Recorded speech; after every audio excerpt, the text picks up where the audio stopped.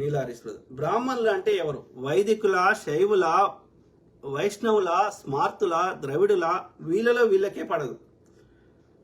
ఇక్కడ దక్షిణ భారతదేశంలో ఉన్న బ్రాహ్మణులు కన్వర్టెడ్ బ్రాహ్మణులు, ఆ ఆర్య బ్రాహ్మణులకి వాళ్ళ సేవ చేస్తున్నారు వీళ్ళంతే, వాళ్ళ ఉచ్చుల పడ్డారు. ఒకడు అడ్డబొట్టు అంటాడు, ఒకటి నిలువు బొట్టు అంటాడు.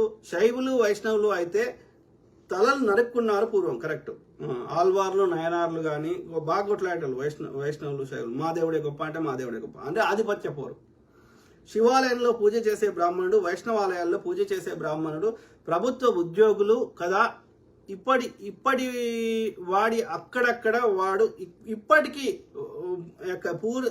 పూర్ణ వైష్ణవులు బ్రాహ్మణులనే నేను చెప్తుంది, మిగతా వాళ్ళు కాదు. సో వాళ్ళలో ఇది వైష్ణవ విష్ణుమూర్తి రిలేటెడ్ ఒక్క పండుగ చేసుకోరు, వైస్ వర్స సేమ్ థింగ్. ఇప్పుడు ఎగ్జాంపుల్ ఆయన ఉన్నాడు కదా, ఇప్పుడు ఏమంటారు బాలసుబ్రహ్మణ్యము, ఇంకొకరు కొంతమంది ఉన్నారు, ఈ కె విశ్వనాథ్, ఇట్లాంటి వాళ్ళు ఏంటంటే వాళ్ళు ప్యూర్ శైవులు. సో వాళ్ళు విష్ణుమూర్తి రిలేటెడ్ ఏ పండుగ చేసుకోరు. అట్లనే ఇప్పుడు చిన్నజీఆర్ అంటాడు ఒక్క శివుని రిలేటెడ్. మా ఫ్రెండ్ నా క్లాస్మేట్ నాతో పాటు మాస్టర్ చేసిండు, వాడు శాలవుడు, పద్మశాలి. సో వాని ఇంట్లో ఉన్న అన్ని శివుని రిలేటెడ్ అన్ని తీసేపించిండు, ఓన్లీ విష్ణుమూర్తి రిలేటెడే ఉంచిపించండి ఈ చిన్నజీఆర్ గారు. దశావతారంలో అన్ని నిలుబొట్టు దేవుళ్ళే, అడ్డబొట్టు ఒక్కటి ఉండదు, కరెక్ట్. విష్ణుమూర్తి అవతారాలని చెప్తాడు దొంగ నా కొడుకు. అవతారం లేదు, మను లేదు, మశానం లేదు, అంత వేరు వ్యక్తులు. ఓకే, వాడు వేరే మళ్ళీ కొత్త మతం ఏడ వస్తుందో అని చెప్పి అన్ని విష్ణుమూర్తి అవతారాలని చెప్తాడు. అంటే విష్ణుమూర్తి ఆధిపత్యం పోకూడదని.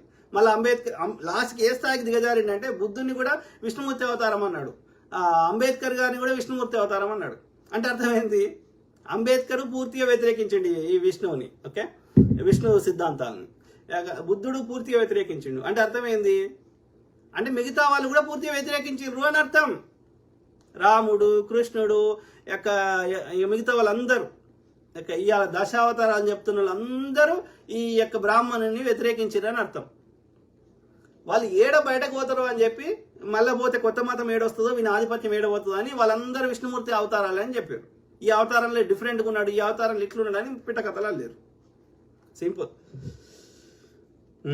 ఇది అడిగితే సమాధానం ఉండదు. సృష్టికర్త బ్రహ్మ అంటాడు, కానీ బ్రహ్మ గుడులు ఉండవు, పూజలు కూడా చేయరు. ఈ బ్రాహ్మణులు ప్రశ్న అడిగితే సమాధానం ఉండదు. వీడు బ్రహ్మ వేరు, బ్రాహ్మణుడు వేరు కాదు, ఓకే, కానీ వాడు మిగతా వాళ్ళని అట్లా వాడుకుంటున్నాడు. నీలారీస్ బ్రదర్. రేపు హరిహర చిట్టిమల్లు సినిమా రిలీజ్. 1355లో వీరమల్లు చనిపోయాడు. 1595లో హైదరాబాద్ చార్మినార్ నిర్మించడం జరిగింది. సినిమా మొత్తం పూర్తిగా చరిత్రను వక్రీకరించేలాగానే ఉంది అంటున్నారు విదేశాల్లో చూసిన వాళ్ళు. వేస్ట్ అక్కడికి సినిమాలు చూసి చరిత్ర నేర్చుకుంటాం మనం. చారిత్రక ఆధారాలను బట్టి, శిలా శాసనాలను బట్టి, ఆర్కియాలజీ డిపార్ట్మెంట్ వారు తవ్వితే ఏమన్నా బయటపడ్డ వాటి నుంచి నేర్చుకుంటాం. కానీ ఎవడో ఏదో చెత్త రాసుకుంటే అది అవుతుందా చరిత్ర? ఎవడో సినిమా చేస్తే వాడు 4 పైసల కోసం సినిమా తీస్తున్నాడు, అది అవుతుందా చరిత్ర? రాజేష్ మామిడిపల్లి ఏమంటారు? అప్పటి నుండి ఇప్పటి వరకు ఈ బ్రాహ్మణుల గొప్పతనం అనుకుంటారో అనుకోండి, కానీ వాళ్ళు చేసేది ఏమిటంటే నిరంతరం ప్రచురణలో ఉండాలని సామెతలు కానీ సినిమాలు కానీ ఏదైనా తీసుకోండి, అది విష ప్రచారం కానీ మీరు అందరం చేస్తూనే ఉంటారు, చూస్తూనే ఉంటారు. దాన్ని ఎలా అదే బ్రదర్, మనము ప్రజలకి అనునిత్యం ప్రజల్ని విషయ పరిజ్ఞానం చేయాలి, ప్రజా సమస్యల మీదనే చర్చలు పెట్టాలి. ఈ బ్రాహ్మణుడు చేసిన ఏది ఇప్పుడు నేను ఇంతకుముందు చెప్పినట్టుగా వీటిని ప్రతి ఒక్కరికి అర్థమయ్యేటట్టు చెప్పాలి. చెప్తే ఆటోమేటిక్గా ఒక్కరిని కూడా గుడికి పోకుండా చేస్తే 90% సమస్యలు విక్తి. Simple, okay. గుడికి పోవద్దని నేను చర్చకోమాటలే, వాడు దొంగ నా కొడుకు, వీడు దొంగ నా కొడుకు. ఎవడో నేను ఒక వీడియో చూసిన, ఎక్కడ మారేడు మిల్లి అడవులలో ఒకటే ఇల్లు వేసుకుని ఉన్నాడు ఒక ఆయన, వాళ్ళని కూడా కన్వర్ట్ చేసేసిండి చర్చోడు. వీనికి చిల్లర వస్తుందని కన్వర్ట్ చేస్తున్నాడు. మళ్ళా వేస్ట్, అది వేస్ట్. రాజేష్ మామిడిపల్లి ఏమంటున్నారు? బ్రాహ్మణులను ఎదుర్కోవాలంటే అందరూ ప్రశ్నించాలి, ఒకరు ఇద్దరు అందరు ప్రశ్నించాలి. ఒకరిద్దరు ప్రశ్నిస్తే ప్రవీణ్ పగడాల లాంటి వాళ్ళని, ప్రవీణ్ పగడాల అంటే ఆయన సామాజిక సమస్యల కంటే అన్నిటికీ యొక్క జీసస్ లింక్ పెట్టిండు. ఏది ఏమైనా అది ఆయన పర్సనల్ చాయిస్. ఆయన జీసస్ ని బాగా నమ్ముతాడు కాబట్టి ఆయన పర్సనల్ చాయిస్. కానీ చంపడం నేరం. ఓకే, అది ప్రవీణ్ పగడాల చెప్పి నచ్చకపోతే దాని కౌంటర్గా మీరు చెప్పాలి ఉంటుంది. చంపడం నేరం. ఓకే, ప్రవీణ్ పగడ ఎందుకంటే బ్రిటిష్ వాడు తెచ్చిన అన్ని చట్టాలను మేమే క్రిస్టియన్స్ తెచ్చినామని చెప్తాడు ప్రవీణ్ పగడాల. నో, బ్రిటిష్ వాడు వ్యాపారం చేయడానికి వచ్చాడు కానీ మతాని కోసం రాలేవాడు. ఈస్ట్ ఇండియా కంపెనీ మతం ప్రచారం చేయలేవాళ్ళు. అంతకుముందు వచ్చిన వాళ్ళు చేసిండు. పోర్చుగీస్ వాడు చేసిండు, ఫ్రెంచ్ వాడు చేసిండు, డచ్ వాడు చేసిండు. అందుకే వాళ్ళు సక్సెస్ కాలే. వీడు కేవలం వ్యాపారం మాత్రమే చేసిండు. వీడు మతం చుట్టూ పోలే. ఎవడన్నా మిషనరీ వచ్చి వాడు ప్రచారం చేసుకున్నాడు, చేసుకోమన్నాడు, కానీ వీడు ఇన్వాల్వ్ కాలే డైరెక్ట్గా. సో కాబట్టి ఇంతకుముందు బ్రిటిష్ వాడు తెచ్చిన చట్టాలు ఇక మేము క్రిస్టియన్స్ తెచ్చినామని చెప్పుకుంటాడు ఈయన Praveen Pagadala. Not true. So ఏది ఏమైనా ప్రవీణ్ పగడాల జీసస్ని బాగా నమ్ముతాడు. ప్రతిదానికి జీసస్ లింక్ పెడతాడు. సో ఏది ఏమైనా అది ఆయన పర్సనల్ చాయిస్. అది నమ్మేటోళ్ళు నమ్మినరు, లేకపోతే నమ్మకపోయారు. కానీ ఆయన చంపడం మాత్రం నేరం.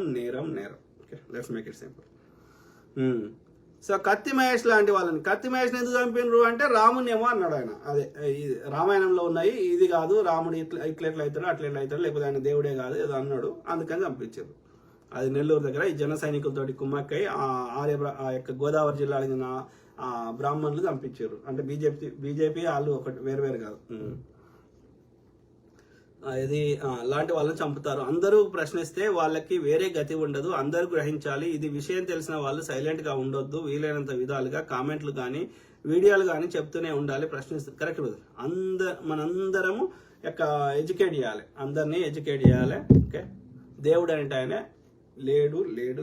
మన మనుషులనే దేవుడు అన్నారు అంతే. ఓకే, ఎవరైనా మంచిగా చేస్తే దేవుడు అన్నారు. అంత నుంచి ఎక్కడ ఎవరికి అద్భుతాలు అది సాధ్యం కాదు. ప్రకృతి నువ్వు నేను చెప్తే వినదు. వింటే ఎవరైనా ఏమైనా చేయగలుగుతుండే. ఇప్పటివరకు గురుగ్రహం లేకుండా చేయగలుగుతుండే.